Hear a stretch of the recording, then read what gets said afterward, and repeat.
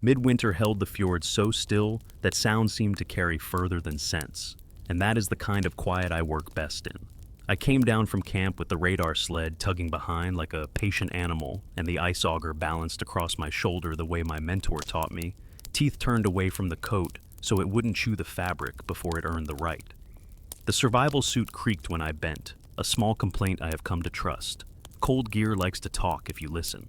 The plan was steady and respectable. Transect across the inner basin toward the head wall, hole at measured steps, thermistor string down each throat to take the fjord's temperature by ear rather than by rumor. Radar passes between stations to sketch the bed's quiet grammar. The VHF set murmured on my chest, just enough volume for company. Channel clear apart from a base check at intervals that arrived like a clock that forgot about minutes and kept time with weather instead. I logged the first checks in a small book with pencil, because ink lies when the air is sharp. Beside each note, I scratched a tight shorthand. My hands remember even when thought is busy elsewhere. The first holes were as they should be. The auger bit through wind-hardened crust into bubbly blue, then the cleaner green that tells you the brine pockets are sparse, and the ice has seen enough winters to learn a few tricks. I worked the handle slow and square so the walls stayed true, then fed the thermistor string gently until the weight's soft arrival spoke from below. Each profile laid down a neat staircase in my mind. Surface chill, a patient thick middle, then a shy inflection just above the seawater where the old tide had once gnawed. The radar sled hummed in a tone I barely noticed anymore. The display stayed under its cover because I don't like to chase pixels in cold light, not until I have a full line and a reason. My routine is a kind of prayer, and it was going well enough that I believed, for a span, that the day would not ask me for more than muscle and attention.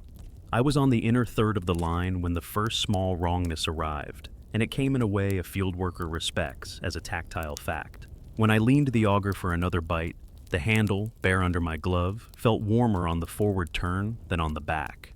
It wasn't heat you could measure, just a suggestion under the palm, like skin meeting wood that had rested near a stove.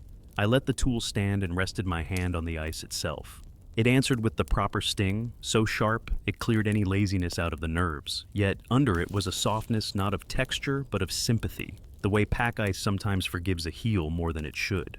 I noted it without decoration and cut the hole. The slush came up paler than before.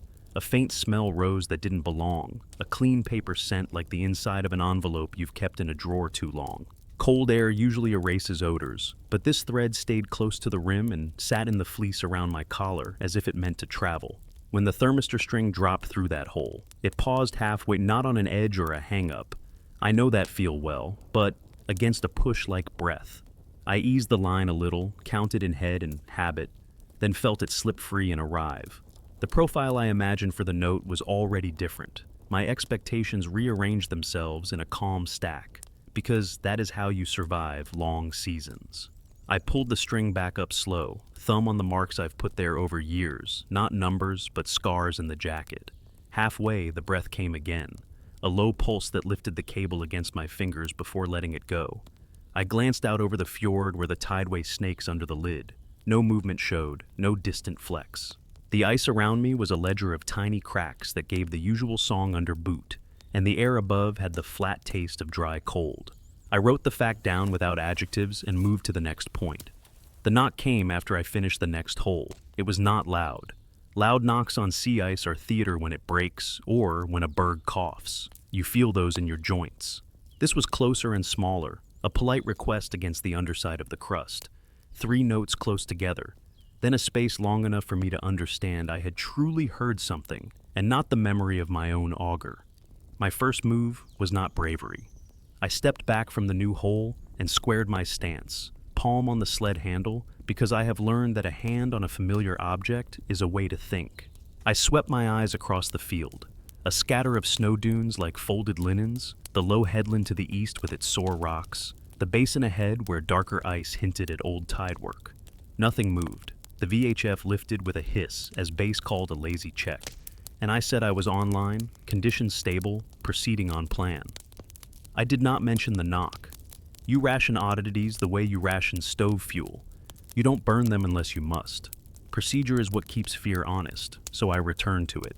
I laid the thermistor string again, made a gentle circuit with the radar sled while it sang to itself, then came back to the first warm hand hole and listened. There was only the little sighs ice makes when wind touches the far shore and sends a whisper along the skin.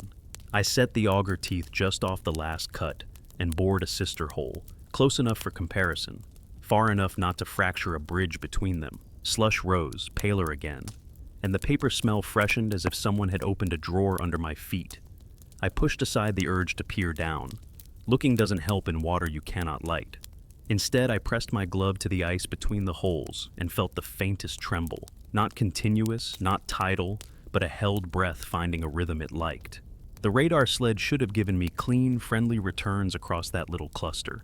Flat base under layered ice, a tidy echo map I could hum to myself on the walk back. But when I pulled the cover and glanced at the record, the trace had a soft kink right where the warm hand hole sat. It was not a cliff or a keel.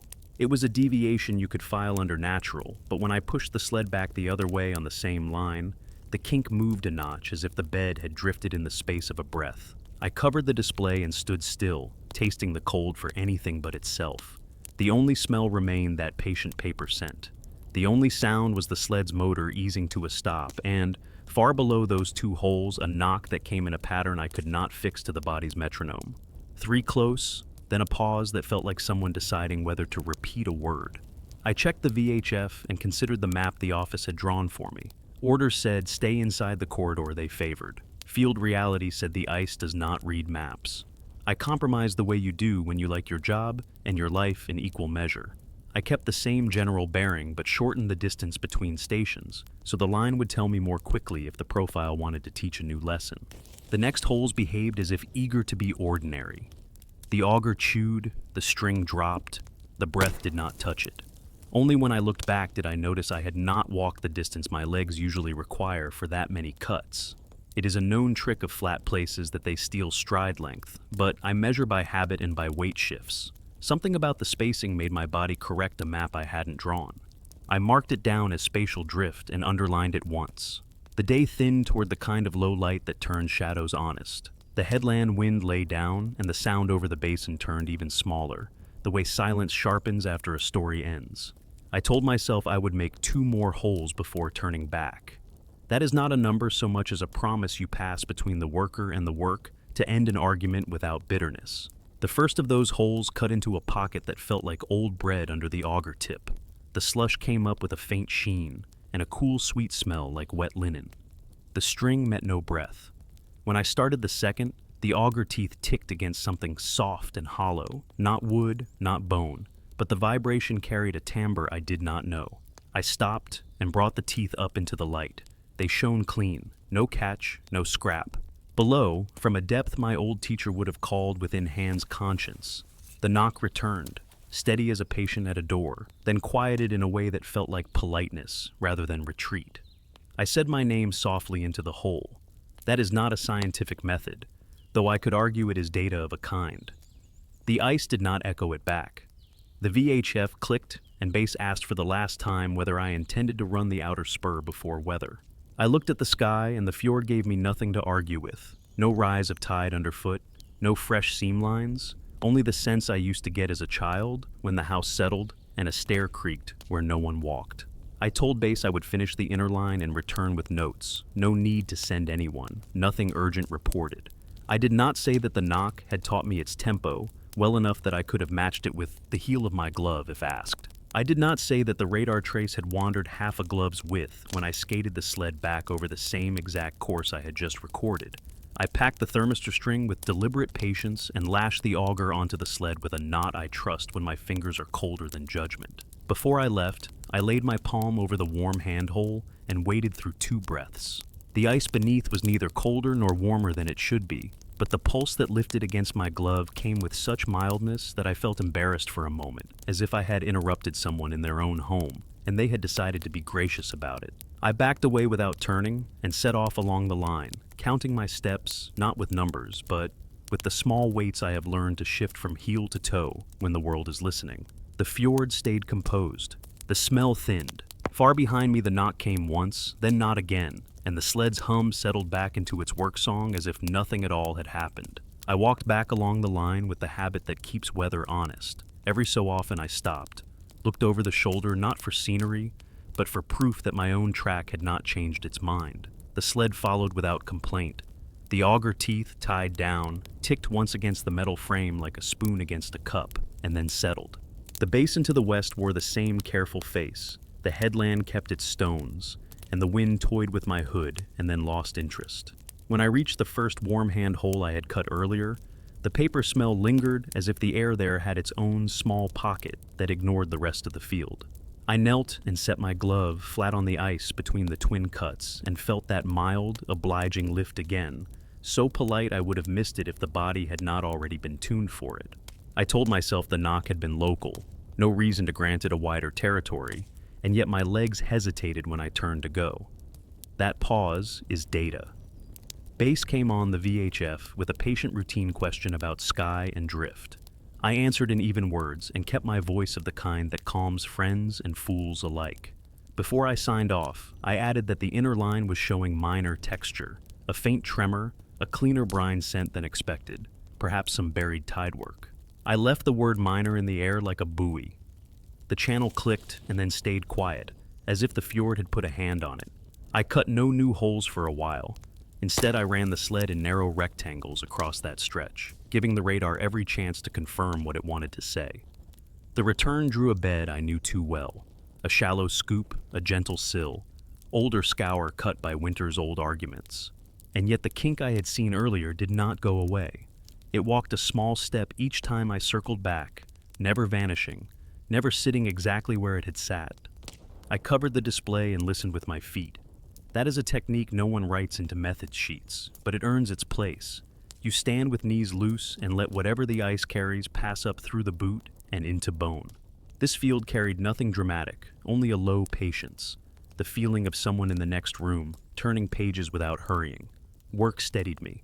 I chose a fresh station ahead of the knotty return, a safe distance beyond the earlier cluster, and set the auger. The teeth caught and let go in tidy pulses, the chute sloughing clean. Slush rose pale and soundless. 2 breaths after I pulled the tool free, something below tapped the underside of the gap with the regularity of a clock you can feel through a tabletop. Not hard, not loud, just present. Tap, tap, tap. A pause to the length of one calm inhale, and again. I counted without numbers, marked it by the body. 3 notes, a hold, 3 notes. My first instinct, which I did not indulge, was to answer it with the handle. Instead, I set the thermistor string, easing it down as if lowering a request, and the pulse met the weight gently. It was not pushing it up. It was owning the space and making sure I knew. I spoke the profile aloud as I fed the line. Surface slide, brittle rind, older freeze beneath, weak edge near the water, no trapped gas, no obvious void, a polite lift under the mid-depth marks. Saying it steadied the mind and kept fear in its cupboard. When the weight arrived with the small kiss that tells you water holds, I let it rest, then brought it back hand over hand. Under the glove, the outer jacket of the cable felt warmer than the air would allow. Not heat like a tool against a stove, not even the neighborly warmth of human skin. More like a book that has been held a long time. I stuck my finger into my mouth to clear any bias and touched the cable again. The same suggestion lived there. In the ledger I wrote, warm jacket, midline, persistent. Moving is part of thinking. I stepped off the track on a diagonal, keeping the basin on my left, the headland to my right, and the camp somewhere behind me that I didn't let myself look for. The ice here had a different voice, a finer crackle in the top layer the way snow sometimes sugars under dawn. No smell of paper here, only that clean linen drift that sometimes rides out of old fishing coves. I cut a hole and made a courteous sibling beside it. Nothing knocked. The string slid, the weight kissed, no breath pressed. When I lifted the auger to lash it back onto the sled, the teeth pinged faintly without touching metal. I held them up and listened. The sound did not repeat. I stored that away with the other odd crumbs. The sun stayed shallow enough that shadows failed to commit fully to the surface. In that half-light, my earlier track looked like it had been written by a smaller person than I am. The stride resting just a little short of what my hips remembered. Spatial drift is a known trick of white, an old clown with sharp teeth, but it usually gives itself away when you cut across it. I did, and my visor showed nothing to fight. The sled's runners, though, hissed with a tone I had not heard earlier, like a rope humming under a mild load. I stopped, undid one strap, retightened it, and the tone persisted until I moved away from the old cluster, where it eased back to the ordinary friction song. Bass asked again about the outer spur, one of those gentle reminders that come from people who have never had their tools argue with them in a polite voice. I told them I would save the spur for another day and give them a richer inner set instead. That answer costs small favor in offices, but you learn late and pay early if you force a line the ice doesn't want you to walk. They said copy in a tone that held no grudge. The channel clicked out. I decided to test the knock rather than wait for it. The test was simple and would not violate the corridor I had promised. 3 stations and a slender fan outward from the warm hand place, each hole paired, each pair kept shy of fracture distance. At the first fan point, the ice smelled like nothing at all, as it should. The string dropped and rose without comment. The radar returned to bed with no kink. At the second, I felt the same mid-depth breath on the cable as before, lighter maybe, as if the wind had looked through a window and then remembered there was none. At the third, directly up basin of the first cluster, the knock came back with its small, even count. It waited for me to stop moving before it started, the way shy animals wait for a person to face away before crossing a trail. I held the VHF close to the hole and listened to the speaker. The channel stayed quiet, but the radio's own little noise, its floor hiss, seemed to shape itself around the taps, as if the knock used it for a garment. I am careful with imagination in the field. It eats fuel. Still, the sense lodged and would not leave. I kept the radio there through 2 cycles, then pulled it away and heard only clean hiss again. The rules said turn back while light still lived in the sky, even shallow light. Discretion is not romance. It is the way you make it to another morning with notes worth reading. I closed the holes with neat snow caps, left the fan stations marked with small flags I could find again, even under a dusting, and began the slow walk toward camp. As I went, I counted steps by weight shift and matched them against the map in my head. The distance did not add the way it should. Somewhere behind me, the geometry had stretched, or I had shrunk. Either way, the camp should have met me earlier than it did. When the tents finally rose out of the flat, I felt no triumph, only a calm, practical relief that makes soup taste like a theory proven. Inside the shelter, I hung the suit and the gloves, cracked the ice from the hood line, and set the book on the small table. The stove whispered its work and the steam climbed decorously. I laid the thermistor string across the bench with the jacket open and ran fingertips along it again. The warmth had left. The cable felt like any cable in a winter hut. I cleaned the auger teeth and counted them by touch, a habit learned after one season when a nick cost me a climb out of a bad story.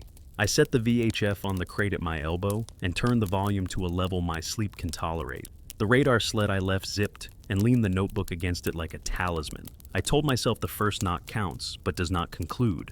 It tells you where to begin the next page. When I blew out the lantern, the tent fabric talked in the dry way it does when the outer wind tests the seams and then resigns itself. If there was any sound under the floor, I did not hear it with the ears.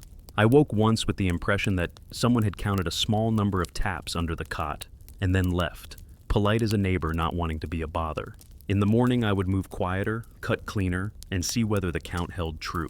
Morning on the fjord arrived the way a careful person enters a room, with no sudden light, only a wash that moved color from steel to pearl.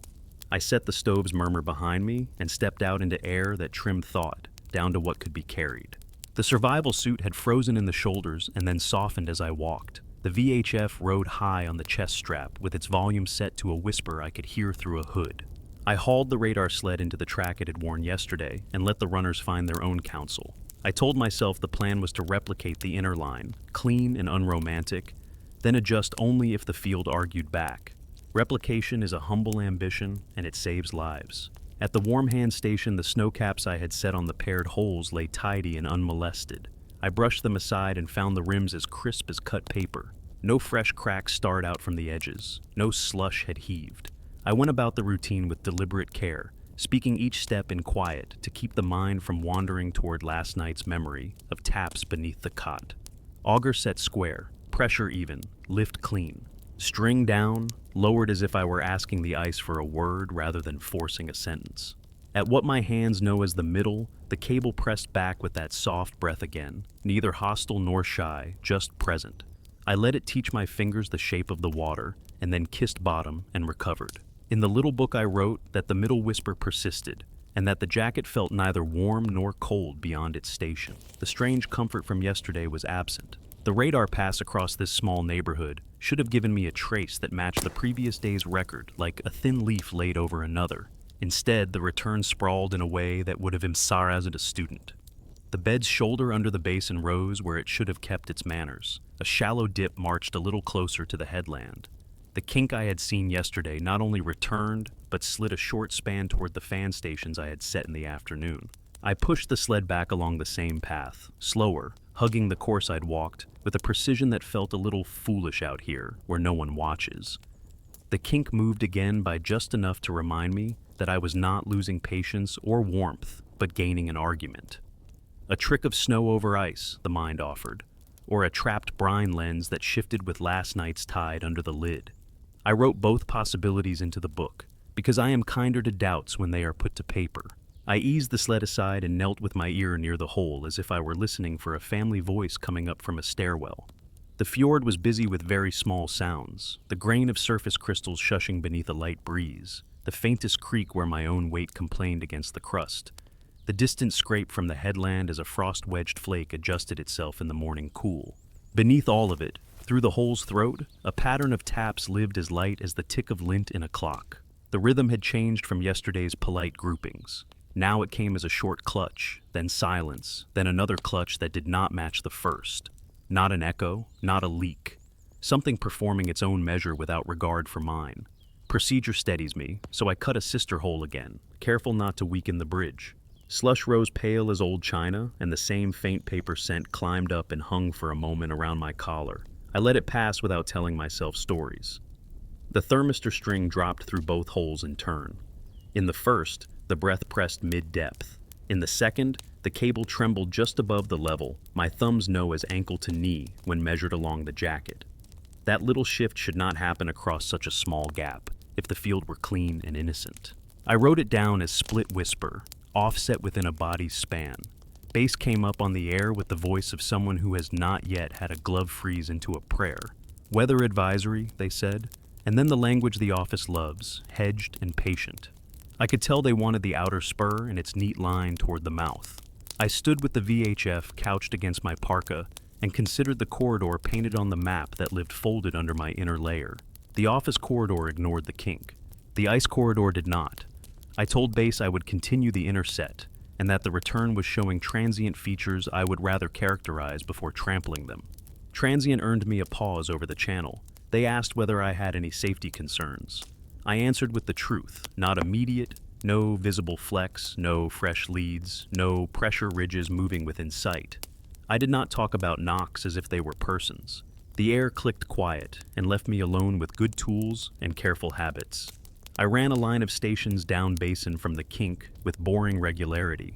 The holes behaved like a class trying to impress a stern teacher. Every cut clean, every slush rise well-mannered, the smell absent, the string compliant. The radar over these gave me a return that could hang in a textbook, neat and loyal. Yet, when I cut back to the original pair for another comparison, the profile misbehaved again. The breath I had felt at the middle slid shallower by a palm's width and then, with the next pass, went lower than I could reach without bending into the hole.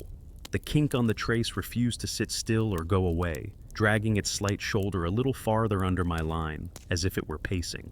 The sled's runners began to sing that mild rope hum again, whenever I passed through the little rectangle that held these arguments.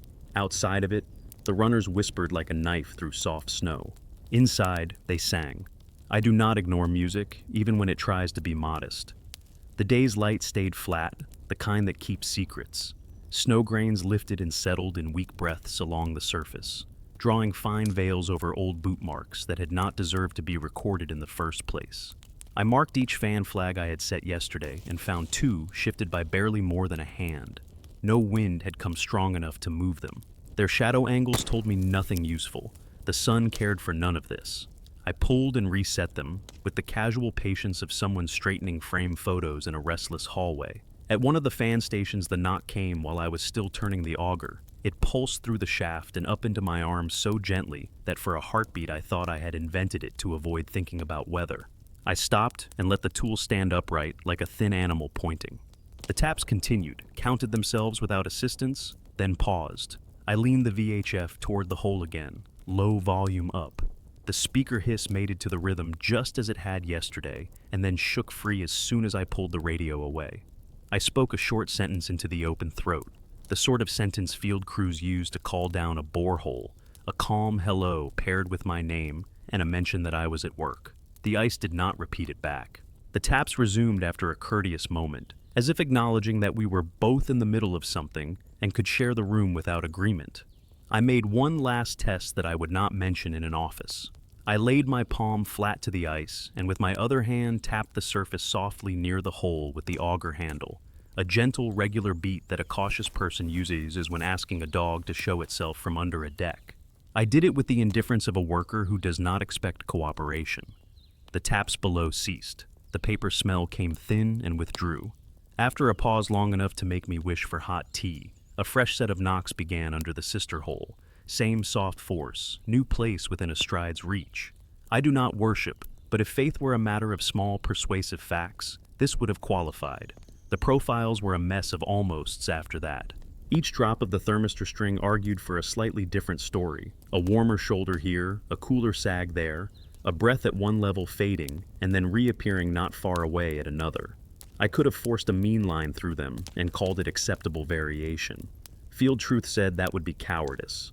I chose instead to slow down, cut fewer holes with better observation, and let the day grow stingy with light while I learned. That choice has costs. A schedule is a tether, and the other end is often held by someone who counts their success by how many neat boxes they fill.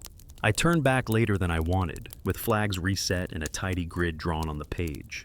The sled's hum eased to the ordinary song as soon as I left the rectangle, and the knock did not follow. My steps felt fuller, as if the body had remembered its stride and decided to own it again. When camp rose from the flat, the relief had that practical flavor once more. Inside, I hung the suit, set the book on the crate, and laid the thermistor string along the bench. I ran my fingertips down the jacket a final time. Midway, a soft warmth swam up under one hand, and then retreated as if the cable had sighed.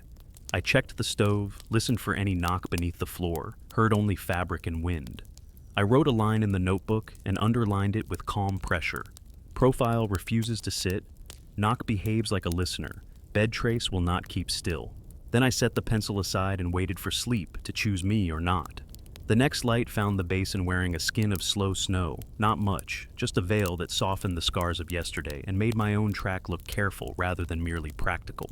I walked out with the radar sled tugging in a mood I knew by now, and the auger carried the way a neighbor carries a ladder, respectful and unhurried. The VHF rode warm against my chest. I kept it barely awake so it would not steal my hearing from the ice itself. Before I reached the first fan flag, I could already sense the rectangle that had argued with me yesterday, a patch that made the runners sing and the breath in the jacket of the thermistor string turn into a presence rather than a reading. I told myself that today I would write what it said where it lived, not on paper alone. I would put a ledger in the ice and see who kept score. At the warm hand pair, I cleared the snow caps and found the rims crisp, the holes breathing that faint library scent again, dry paper softened by time and touch. I cut a third mouth beside them, not close enough to threaten the bridge, near enough to share a wall if they wanted to speak across it. The slush rose paler than milk, and the scent climbed with it, thin and polite. I laid the thermistor string slowly, marks gliding through the glove. Midway, the cable pressed back with that gentle tide that has nothing to do with ocean or wind. I held it in the middle of that pressure until my fingers memorized the push, then let the weight kiss bottom and come home. The radar pass over this little cluster drew a trace as undecided as yesterday, the bed's shoulder slipping a half step to one side, as if rearranging itself for a portrait it could tolerate. I covered the screen and trusted the hum alone. Ledger work began with a simple test. I set a line of shallow scrapes across the surface between the three holes, fingertip deep, each tag separated by the length from wrist to palm. No digits, no symbols, only the kind of short strokes a cautious person might leave on a frosted window to understand whether air comes and goes. Between each pair, I pressed my ear to the ice in turn and counted by breath the taps coming up from below. The rhythm shifted from mouth to mouth, not by much, but enough that the body knew it wasn't imagining. At the first hole, the knock arrived in quick clusters, eager and small. At the second, it lagged and came heavier, as if traveling through something dense. At the third it paused, and then offered a measured answer that felt like a person choosing plain words. I made a second set of scrapes parallel to the first, and waited. When the next round of taps reached the surface, the sound lived closer to the new line, not to the old. I told myself wind can be a trickster, ice a mimic, yet the ledger had shifted by my hand, and the field had chosen to write in the place I left open. Bass came on the radio with a clear advisory from the mouth, talking about a breeze that might stiffen into a stubborn thing by evening. They wanted a time for the outer spur again, patient and professional. I kept my voice the way you keep a flame cupped when walking between huts. The inner line is misbehaving in a way that could matter, I said, better to characterize than to rush. They asked for a few details they could understand at a desk. I spoke about mild radar drift, about profiles refusing to sit, about a smell where no smell should live in this cold. I did not mention that I was scratching lines in the ice to see where a knock would choose to be. They thanked me for caution. Caution is a word offices like because it sounds like obedience. Out here, it is negotiation, and the ice keeps the pen. I set more ledger marks, small crosses at the ends of the scrapes, then an offset notch at halfway between the first and second line. The function was plain, a corridor of attention, an invitation for whatever lived under the crust to declare itself again without trickery. While I worked, I watched the surface for signs the snow veil was thickening. It was not. Flakes drifted and failed, as if the day had lost interest in decoration. I could hear a distant crump from the headland where frost loosened a stone and the shore decided to change the subject. When the next set of taps rose, they stepped from the first set of scrapes to the second, as if reading across a ledger. Then they stopped, in the space of the notch, held there for the span of 3 calm breaths, and resumed. I said aloud that I understood. That is not science in any way the office can file, yet it kept the hands practical and the mind from building phantoms out of boredom. I made a different kind of entry then, one the fjord could keep if it wished. I took a short length of bright cord from my pocket and laid it across the ledger, pinning it with 2 small pegs opposite each other, so the line floated a finger's thickness above the surface. It cast a clear shadow just long enough to be useful. I set the VHF beside it with the volume low, and the squelch relaxed, a soft hiss available to anyone who wanted to borrow it. I rested my palm near the cord and tapped gently with the auger handle, the way a caretaker might on a closed door before entering a sick room. The knock returned after a small pause, and when it did, the cord twitched as if a low breeze had found it. The air was still. The radio hiss swelled and faded in a pattern that matched the knock, then settled back into emptiness as soon as the taps ended. I moved the cord a hand's width and repeated the test. The twitch followed the new position with modest obedience. I told the ledger that the response was local and minded where you asked it to mind. The radar sled refused to be left out. Passing it over the ledger made the runners sing with that odd mellow rope note again. On the display, when I risked a brief look, the trace showed a fatigue along the bed shoulder, a haze where a clean line should have lived. When I pushed the sled a small distance away, the haze snapped into focus and the song died. I came back and it unfocused again, as if the field were turning its face slightly each time I tried to line up a portrait. I wrote the observation, then slid the sled under the cord so that its frame cast a second shadow. While it rested there, the knock sounded through the holes, in a sequence I had not yet heard from it. Not quick, not slow, no firm grouping, like someone leafing through a book, and stopping not at chapters, but at sentences. I took a risk after that, and spoke into the hole in a voice meant for radios, not for people. I said my name and the word working, and then I said a shape of time the body understands. Now, then, now. I tapped the auger handle in that cadence and laid my palm flat. The reply did not mimic. I did not expect it to. It answered in its own measure, but it answered, and when it did, the cord trembled in sympathy again. I pulled the VHF close and heard the hiss take on a grain-like cloth rubbed between fingers. The speaker carried nothing useful beyond that. I would have felt foolish if my hands were not cold and honest, and my notes plain as a ledger. I began to widen the ledger across the rectangle, setting scrapes and notches at regular human reach, leaving tiny caps of snow at intervals, as if marking the pages of a book with white tabs. At a few points, the taps came up under the new marks quickly, as though the surface cues had made something below decide. At others, the knock ignored me, kept its own counsel under old holes, or went silent until I had moved away, then returned behind my back with the mouseish pleasure of a hidden worker. The smell persisted only around the first trio of mouths. Everywhere else the air kept its good clean linen neutrality. The thermistor string, when I laid it at stations across the rectangle, kept up its habit of offering warmth in the jacket at one level and withdrawal at another, like a hand that cannot decide whether to give or to hold. By the time the light began to thin, the ledger stretched from the warm hand cluster toward the basin, like a set of tally marks drawn by a meticulous child. A shift of air came down from the mouth, not strong, not steady, just enough to set the cord's shadow trembling without touching the cord itself. I made myself do one more circle with the sled, one more generous pass with the string, one more careful listen at each mouth.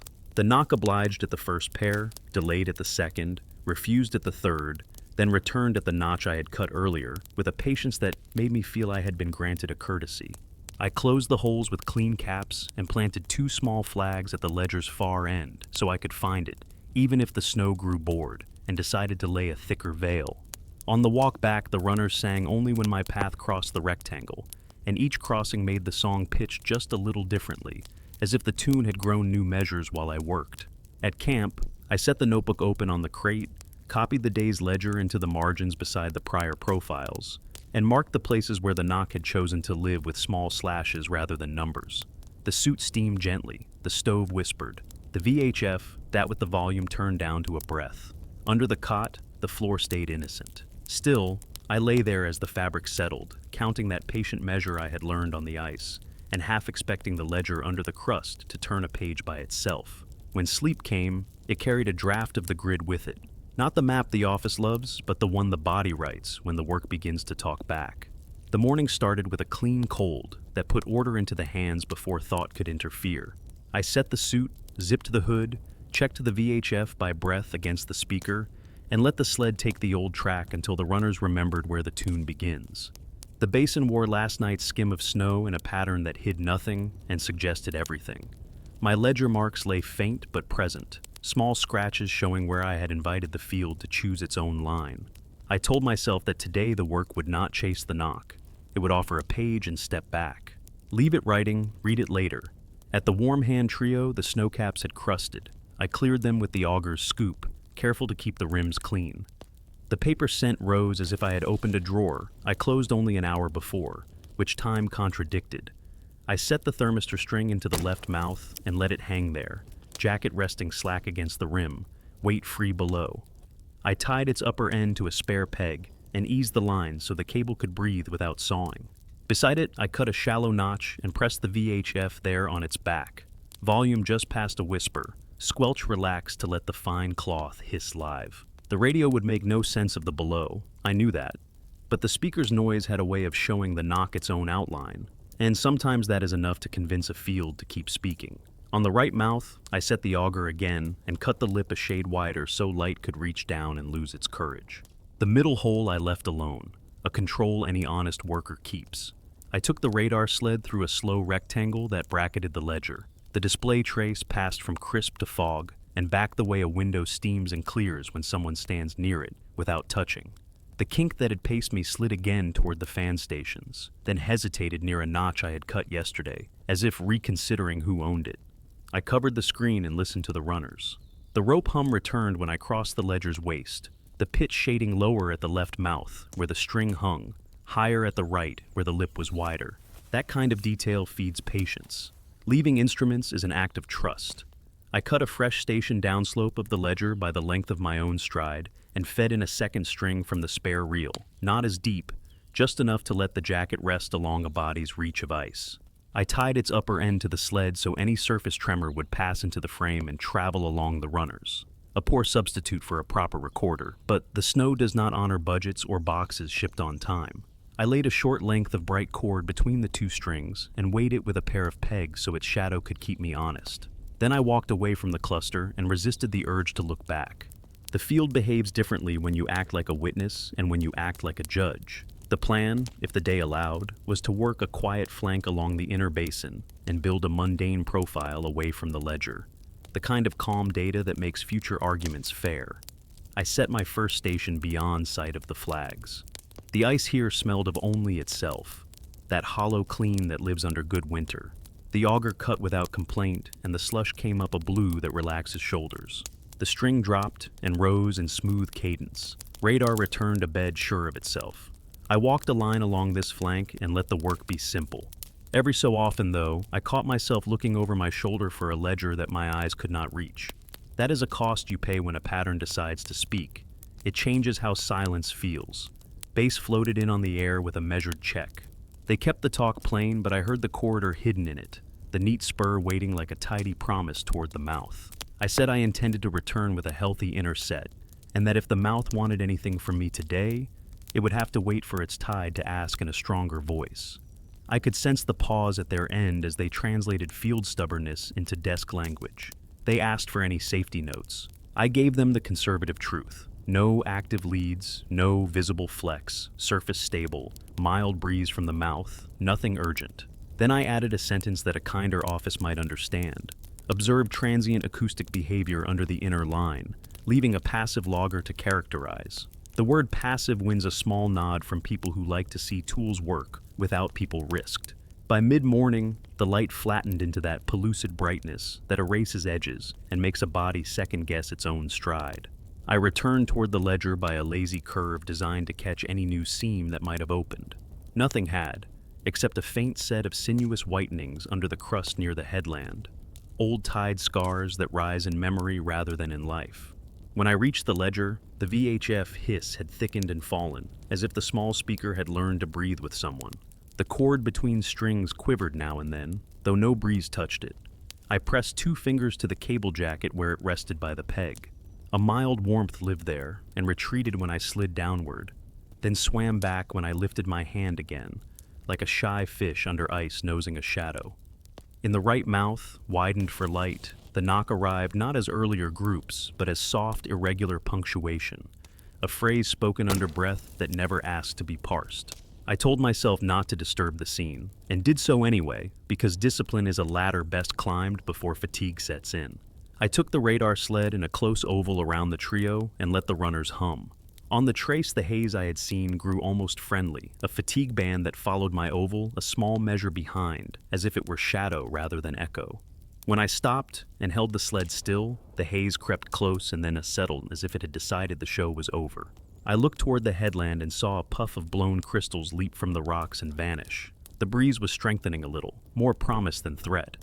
I set about copying the ledger onto the broader surface the way a person copies a passage into their own hand to understand it. Short scrapes, shallow notches, caps of snow that would betray any motion. I planted 2 slim wands a body's reach out from the trio and hung small squares of foil from them, a poor man's chime to show any air current that claimed to be innocent. They barely stirred. The VHF hiss, by contrast, gained a low grain as the knock threaded itself through it. I kept my voice and my tools quiet. It is not good practice to challenge a field that is choosing to be generous. I made tea on the stove the way you do on the ice, in a mug that keeps its warmth longer than it deserves, and drank it while I watched the ledger from a modest distance. The cord twitched in small angers that did not feel like anger at all, more like the concentrated attention of a patient worker. The foil squares woke once and went back to sleep. The left string's jacket stayed shyly warm against the peg and cool a span downward. The right mouth kept its private punctuation and ignored my presence. After I finished the tea, I cut 2 more stations along the ledger's far end and left them uncapped with flags nearby. If the knock wanted new rooms, it could have them without complaint. Late in the day, the breeze gathered enough certainty to carry a taste from the mouth, a briny note that tripped over the clean linen of the basin and fell apart. The cord's shadow fluttered and steadied. The VHF stepped down to a lighter hiss, as if the further wind had pressed its thumb against a faint wire. I closed most of the holes with neat white caps. At the ledger cluster, I left the left string in place, the VHF resting on its back in the notch. The cord pegged between the 2 stations, the right mouth open to light. It felt improper to leave gear out on the ice the way you leave a lamp burning in a room without windows, but the lesson would not live if I packed it. I wrote in the book that the logger was set by field standards and that I would return tomorrow to lift whatever sentence the fjord had decided to write. On the walk to camp, the runners sang along the ledger and then lost the tune, and the relief that followed felt too large for such a tough sound. Inside the shelter, I hung the suit, cleaned the auger teeth with a scrap of cloth until they winked like honest tools, and set the book open by the radio. I thought about calling the office with a longer explanation. How a smell lived where it should not, how a warmth swam in a cable jacket, how a knock had learned to use a little speaker as if it were a pipe. I decided instead to let the ledger speak first. I left the VHF on the crate with its volume low, a habit I pretend is for safety, but sometimes is only for company. The tent fabric settled and kept its whisper. No tap came up through the floor. Sleep found me in the posture of someone who has left a question in another room and is trying not to make a bigger one by worrying it. I dreamt that the ice had neat handwriting, small and angled, and that it preferred the left margin. Dawn came lean, the kind that trims the world down to a few honest planes and asks you to be small on them.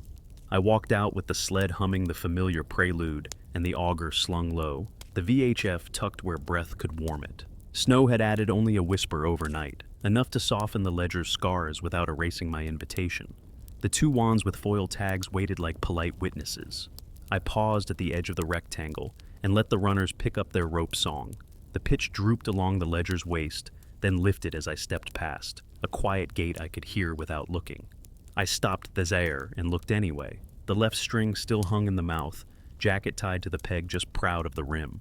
The bright cord lay between stations as I had left it, only a shade tighter, as if frost had taken a little slack for itself. The VHF sat belly up in its notch, muttering the thin cloth hiss that had become the page's margin. When I knelt near the right mouth, the faint paper scent rose, steady and private, as if the air had kept it pressed between leaves overnight. I pressed 2 fingers to the left jacket by the peg. Warmth lived there, not eager, not gone. I slid down a span and felt it retreat, then return when my hand rose, the same shy fish circling a boat. I told myself I would not disturb the setting. Then the wind from the mouth shifted and gave the foil tags a small shake, a warning a careful person heeds. Base found me a moment later with that desk patience they use before they issue a rule. They had weather from the outer headland and did not love it. Their phrases were calm, but I heard the corridor behind them again, the tidy spur not taken.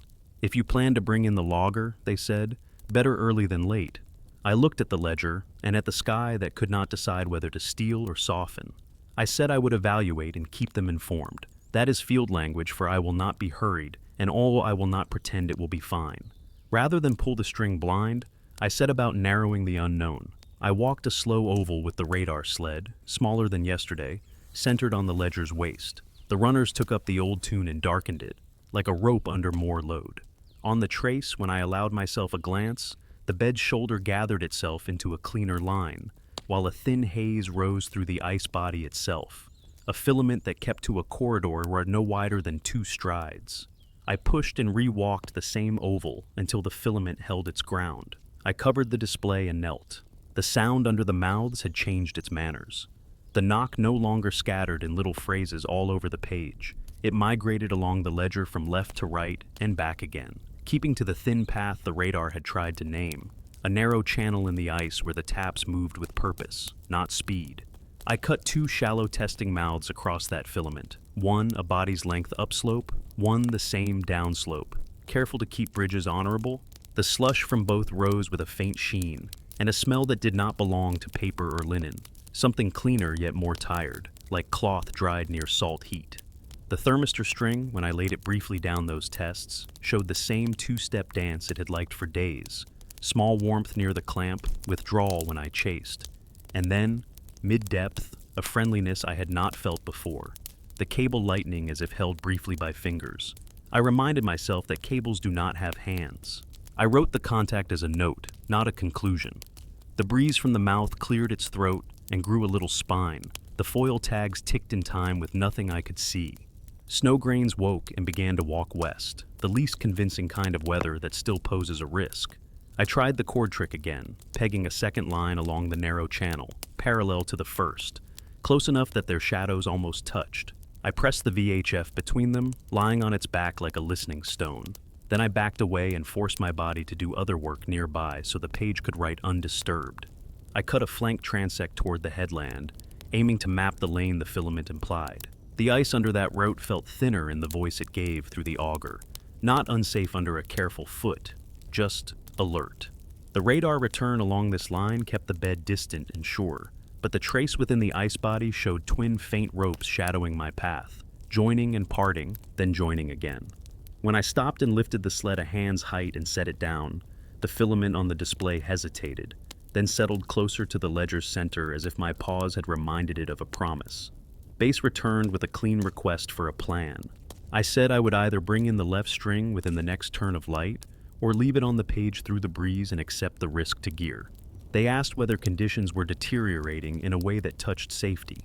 I said not yet, and added the phrase under observation because it calms people who count. They asked if I could transmit any sample data. I told them my recorder was the old book and my hands, and that the fjord preferred me to read it here rather than call it in. That answer caused a shrug somewhere out of earshot. They signed off with courtesy. The knock chose then to become bolder in its shyness. It walked from the left mouth along the new chord, paused near the VHF with its small hiss, then stepped to the right and tested the lip I had widened 2 days back. I did nothing, held still the way you do when a sandpiper decides you are part of the beach. The cord trembled under an air still calm enough that the foil tag slept. The radio's noise took on the cloth grain, then smoothed. I waded through that measure twice and then once more, to persuade the doubting part of the mind that memory was not playing its tricks. I decided, not easily, to lift the logger and reset it farther along the channel where the trace within ice held steadier. I told myself it was because the breeze had a goal now. I told myself it was because the corridor had narrowed and the page would be cleaner if I kept the pen on the line. I did not tell myself that the thought of leaving the string where the knock touched it like that seemed rude.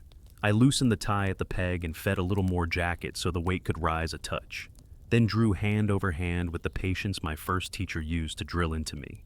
Midway the cable pressed back once, the polite breath I knew, a small thank you or a small mind your step. At the rim I kept the jacket low and let the weight rest just under water while I cleaned the lip smooth with a mitten as if setting a table. Then I brought the string clear and laid it along the cord's shadow, careful not to strike the pegs or the radio. I cut a new mouth along the filament's center to where the radar haze had been least coy. The slush here smelled like nothing in particular, only clean cold, and the paper note stayed behind with the trio as if loyal. I settled the string, tied the jacket to a fresh peg, set the VHF again in a new notch, and drew a short line across the surface with a glove finger that the small wind would not easily bury. I waited. The runners behind me whispered as the sled cooled. The foil tags farther back flicked once, then chose stillness. Under the new mouth, after the span of a calm person counting their own heart, the knock began again. Not as a greeting, not as a confirmation, simply as if a worker had moved desks and resumed. The breeze had built enough spine now to carry a hint of brine into the basin. Snow took up its slow walk toward the rectangle. I closed the old mouths with clean caps and pressed a tiny cup of snow into each cap's center to show me if any breath pushed out from below while I was gone. I planted 2 fresh flags along the filament downstream of the new logger. Their cloth rolled tight so the air would have to argue to move them. I took one last slow oval with the sled, listening to the rope tune deepen and lighten as I crossed the narrow channel. On the display, the filament within ice held its line like a pencil stroke someone had decided not to erase. I covered the screen because looking for too long makes you bargain with things you can't. On the way out, the runners sang at the ledger and fell quiet almost at once, as if the page had closed. I kept my pace economy small, not timid, just respectful of the crust. Base asked for a final note before the hour turned unfriendly. I told them the logger had been moved along a coherent internal corridor and would stay through the next turn of light, barring a push from the mouth. I did not say that the corridor felt narrower close up than any map could show, the way a hallway shrinks when the house chooses to listen. In camp, the suit steamed, the stove practiced its whisper, and the notebook took the day's additions without complaint. I underlined the quiet verdicts. Filament within ice, knock travels that path, warmth at jacket persists when invited, smell of paper loyal only to the first trio. I wrote a line I did not plan to read aloud to the office. It seems to prefer margins. I left the VHF on the crate at the volume that lets sleep borrow it. Under the cot, the floor held its innocence. When the wind tested the tent, I lay still and pictured the new mouth shining in its small circle of gray light. The cord between stations, a simple sentence the fjord could finish without me. If the channel tightened in the night, the page would show it in the morning. If it widened, it would do so with the politeness that had governed everything so far. I slept like a careful person, one hand on the book and the other open, as if waiting for someone to return a borrowed tool. The day began with that stern brightness that comes after a night of undecided weather, the kind that flattens shadow and makes everything appear honest, even when it is not. I walked out with the sled singing under a light crust and the auger across the shoulder, the VHF tucked where breath could keep it from sulking. The wind from the mouth had a faint edge, not enough to bully, enough to make a careful person rehearse the walk home before they begin the walk out. The foil tags on the two wands were awake and then still again, like eyelids that could not agree with the light. I found the ledger by the way the runners changed pitch and by the way my stride shortened without asking me. The first trio sat under their clean caps. The snow cups I had pressed into each cap's center were undisturbed, their little basins level as tables. The air above them held the paper scent as if a drawer had been opened just then. I let the smell pass through the hood and not through the mind. I followed the thin channel I had drawn along the basin toward the new mouth, where the string had been moved. The flags I had planted to mark the filament's downstream line stood where I had left them, but their shadows lay at an angle that made distance seem half a step wrong. I squinted, then stopped squinting, wrote a small line in the book. Light playing tricks, or me. The new mouth showed itself as a polite dark, a circle in a field that did not care for circles.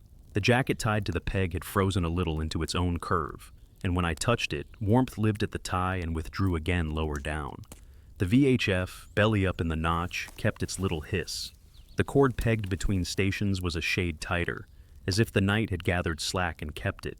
Base found me with their careful language and a forecast in its best coat. Breeze stiffening by mid-turn, they said, and a suggestion that the corridor to the mouth might like a visit soon. I told them I would make a decision at the ledger and keep the air clear. They asked for a read on the field. I gave it. Surface calm, no fresh leads, no flex sympathetic to the wind, visibility patient, inner line stable. Then I added that the logger was still working and the knock was present under the new mouth. I did not say that the field had been respectful of every request I made as long as I made it with the kind of politeness that knows its place. I squatted by the rim and did the thing that would sound foolish at a desk and is the right size of experiment here. I put my ear near the hole and the glove on the jacket and waited, giving the field the length of a few steady breaths to decide whether it wanted to be heard. The knock came up the way a careful neighbor climbs a step, weight light, intention clear. It moved along the cord's shadow, paused near the VHF where the hiss took on cloth, then stepped away, following the narrow channel I had traced with the sled. I did not tap back this time. I let it write, the way you do when someone else knows the sentence you both need. I made a small ritual of work around the mouth to keep nerves honest. I ran the sled in a compact oval tight to the filament, listening for the rope song and glancing once at the trace. The haze within the ice held as a fine line, the bed below crisp as if carved for a manual. I cut a sister hole up channel by a body's reach and let it drink the auger cleanly. The slush rose with no scent out of time. The thermistor string slid and returned with that brief mid-depth lightness that made the fingers want to confess belief. I put the book flat on the sled and wrote the ledger in shorthand. I could read after cold took its tax. Knock present, path holds, jacket warmth, loyal at knot, haze in body, not at bed, channel calm and narrow. Weather tugged at habit and at the flag cloth. The wind had not found its back yet, but it was looking. I stood with the VHF at my chest and told Base that I would retrieve the logger in a short turn if the breeze continued its education, and otherwise I would let it sit through one more page. I heard the pause that means a supervisor is rolling a pencil between fingers.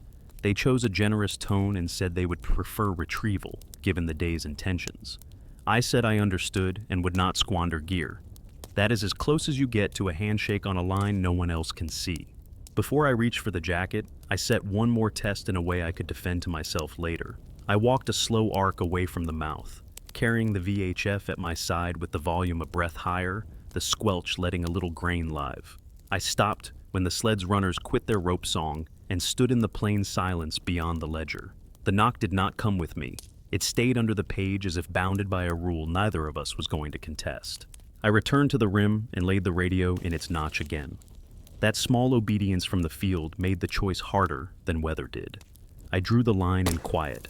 Lift now, with thanks, or leave it writing, and accept that a push from the mouth might take the peg and the string and the small sentence they held. The office would argue for thrift in a tone that pretends not to.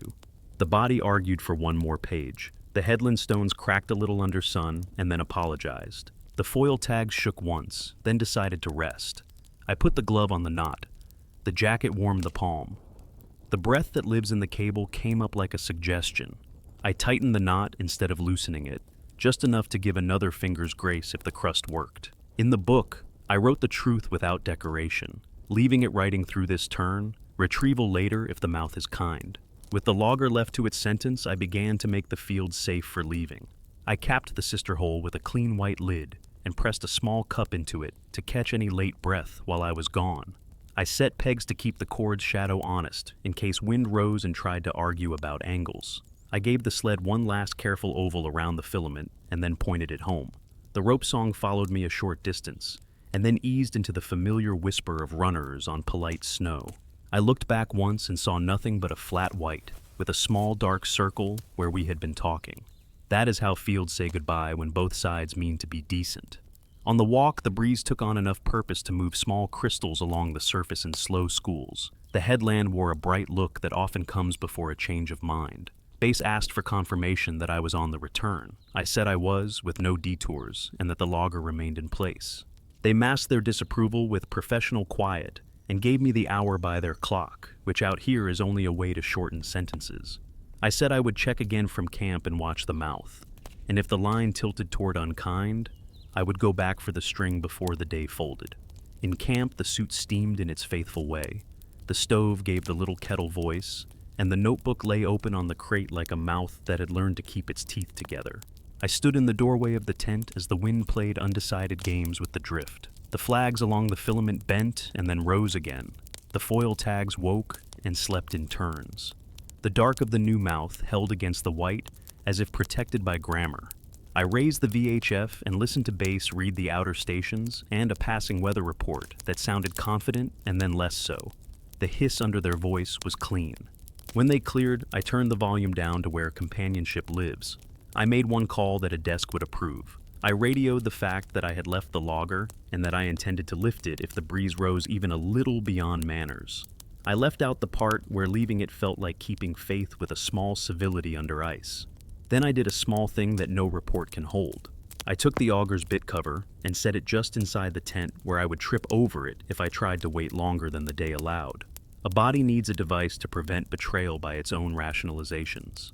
Evening slid in with that soft metal color that makes a fjord feel like a page held in gentle hands. The breeze kept testing and then forgetting its purpose. The flags nodded and looked shamefaced about it. When I could not justify waiting farther, I set the suit again and stepped into the brightness that passes for dusk here. The walkout was shorter than the mornings, in the way going to work always is. I reached the ledger by the sound of runners tightening their note, and by the line my feet had learned. The new mouth waited. The cord's shadow kept its line.